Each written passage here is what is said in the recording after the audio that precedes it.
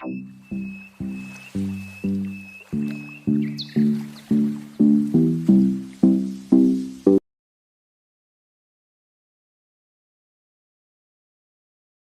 warahmatullahi wabarakatuh. Perkenalkan, nama saya Noval Andrianto. Saya dari kelas MN19H.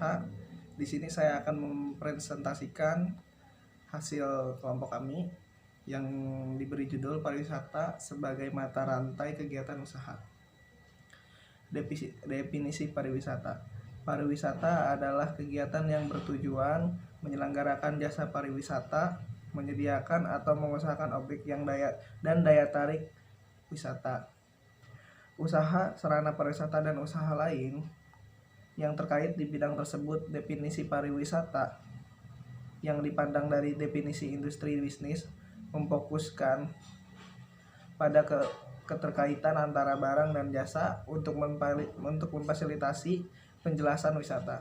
Smith, Shepton and Bennett tahun 1996 mendefinisikan pariwisata sebagai kumpulan usaha yang menyediakan barang dan jasa untuk memfasilitasi kegiatan bisnis, bersenang-senang, dan memanfaatkan waktu luang yang dilakukan jauh dari lingkungan tempat tinggalnya.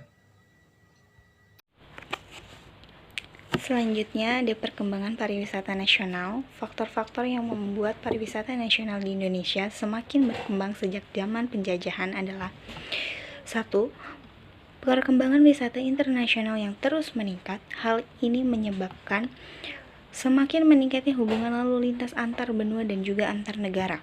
Yang kedua, pariwisata ternyata tidak terpengaruh oleh gejolak ekonomi dunia, termasuk resesi ekonomi yang melanda dunia. Pertumbuhan pariwisata ternyata lebih cepat daripada pertumbuhan ekonomi. Perkembangan pariwisata sangat potensial untuk mengembangkan perekonomian daerah atau provinsi sampai ke pelosok-pelosok wilayah. Yang ketiga, perekonomian global. Perekonomian global justru sering terpengaruh dan dikendalikan masing-masing negara dengan proteksi, bahkan penjatahan dan atau kuota komoditas ekspor dan impor. Sebaliknya, hal ini tidak dikenal dalam dunia pariwisata.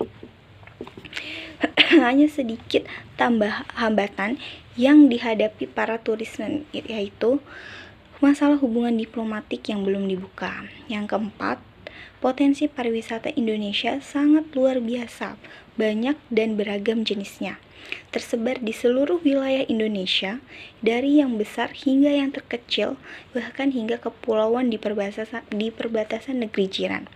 Yang kelima, perkembangan pariwisata nasional di Indonesia juga disebabkan atas kebutuhan hidup bersenang-senang dan menggali pengalaman baru penduduk di mancanegara. Assalamualaikum warahmatullahi wabarakatuh. Perkenalkan, saya Hilma Rohimatul Hufifah. Di sini saya akan menjelaskan tentang jenis-jenis kepariwisataan.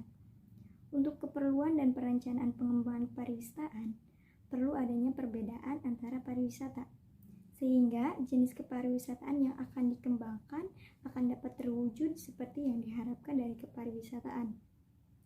Adapun jenis wisata yang terkenal di masa ini di antara lain yaitu yang pertama ada wisata budaya, yang kedua ada wisata konvensi, yang ketiga ada wisata sosial, dan yang keempat ada wisata cagar alam. Baik, yang pertama ada wisata budaya.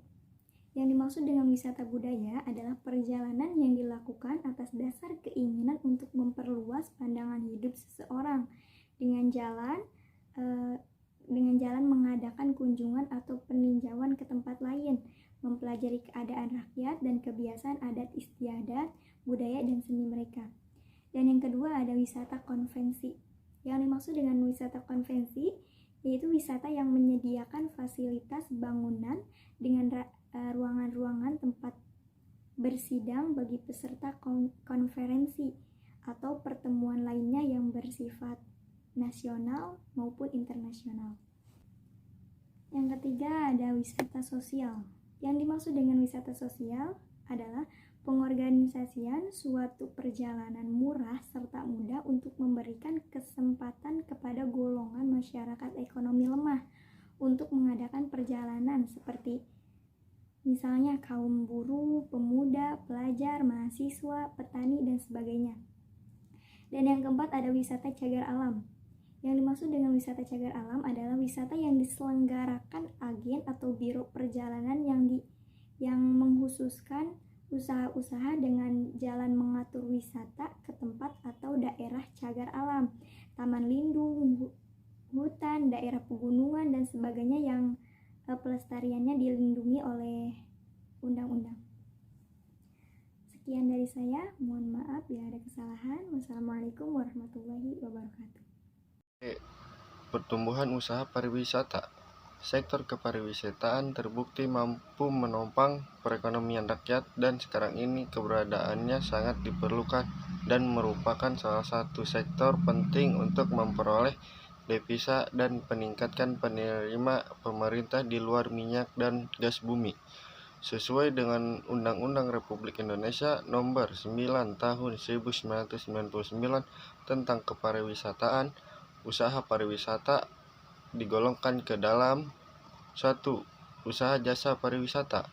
Timbul karena adanya berbagai macam keperluan dan kebutuhan bagi wisatawan akan mendorong tumbuhnya berbagai jenis-jenis usaha.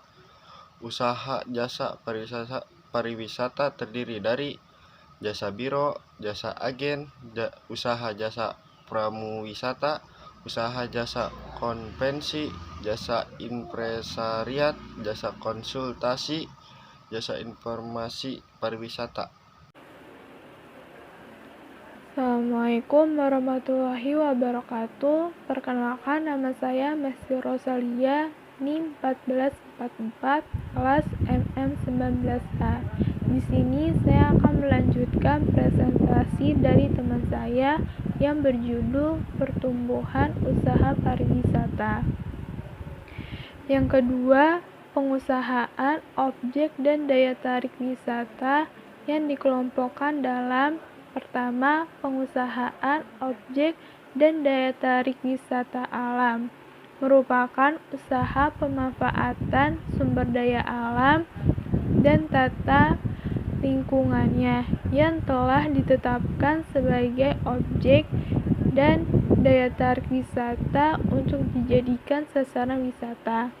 Yang kedua, pengusahaan objek dan daya tarik wisata budaya merupakan usaha seni budaya bangsa yang telah dilengkapi sebagai objek dan daya tarik wisata untuk dijadikan sasaran wisata. Yang ketiga, pengusahaan objek dan daya tarik wisata minat khusus merupakan usaha pemanfaatan sumber daya alam dan atau potensi seni budaya bangsa untuk dijadikan sasaran wisata yang mempunyai minat khusus. Yang ketiga, usaha sarana pariwisata yang dikelompokkan dalam yang pertama, penyediaan akomodasi adalah usaha penyediaan kamar dan fasilitas lain serta pelayanan yang diperlukan. Perjalanan wisata dengan jarak jauh yang ditempuh lebih dari 24 jam maka diperlukan untuk tempat penginapan atau untuk beristirahat. Yang kedua, penyediaan makanan dan minuman adalah usaha pengolahan, penyediaan, dan pelayanan makanan dan minuman yang dapat dilakukan sebagai bagian dari akomodasi ataupun sebagai usaha yang berdiri sendiri. Yang ketiga, penyediaan angkutan wisata adalah usaha khusus atau sebagian dari usaha dalam rangka penyediaan angkutan pada umumnya, yaitu angkutan khusus wisata atau angkutan umum yang menyediakan angkutan wisata. Yang keempat, penyediaan sarana wisata tirta adalah usaha penyediaan dan pengelolaan prasarana dan sarana serta jasa yang berkaitan dengan kegiatan tirta, dermaga, serta fasilitas olahraga air untuk keperluan olahraga selancar air, selancar angin, berlayar, menyelam, dan memancing.